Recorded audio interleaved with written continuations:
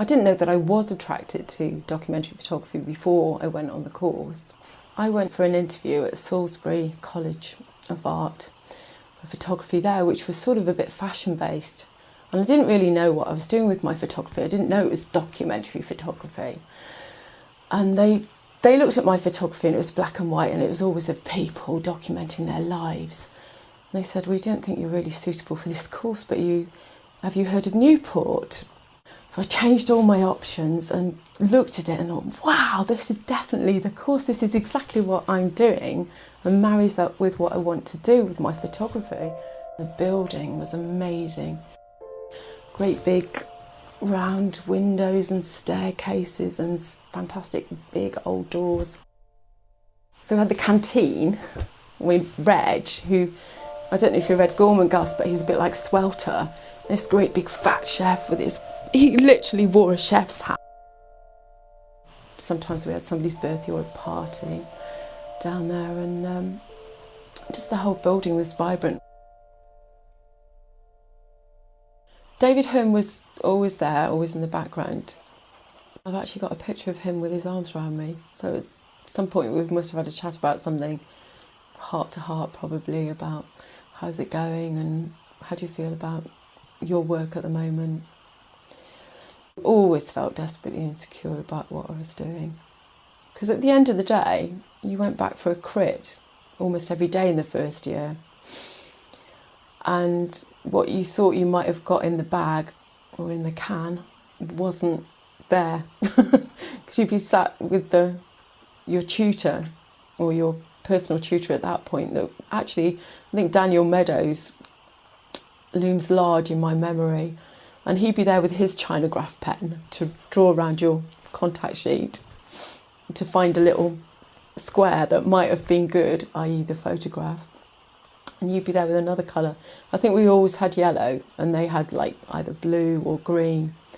And so you might have got to the point where you were allowed, well, you could put your own mark around. So you had the confidence to say, this is the one that I think works. And they might agree with you and put their Chinograph pen around it, crayon.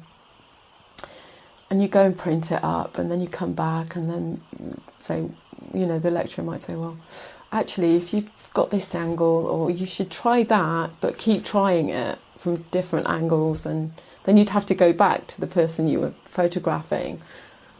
Please, do you mind?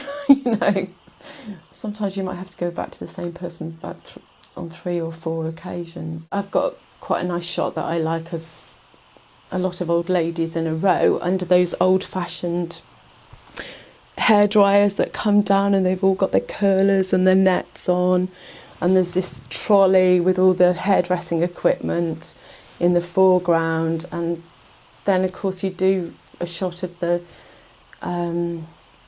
hairdresser cutting, try and get the right angle. That took me forever. I had to take a step ladder. It was all these things I attempted, and they'd go through the whole sheet and you might come up with one photograph that they'd say, okay, go and print that and we'll have a look at that, and pray that they'd say, okay, that's a wrap, or that's good, and you've got that bit done, and go out and shoot somebody else now and tell a different story. I lived in a certain street where there was a hospice. Charles and Diana had come to Wales. They were coming to the hospice next door as part of their trip in that part of Wales. And we'd had the police round checking the house, making sure that the house was security tight. And it started raining and they'd all got umbrellas up and I hadn't got an umbrella and I was getting drenched and it was getting dark and Diana was still in the hospice and we wondered if we were ever going to see her. And literally 2 hours later, they came out in the dark, no light, chances of taking a photograph. There I am, cynical student, royalty, whatever. Diana comes out and I'm like, waving like a lunatic and trying to take photographs. There's this sort of one glamorous shot where she just looks like some sort of 1930s film star in the rain with an umbrella over her, so yeah, summed it up.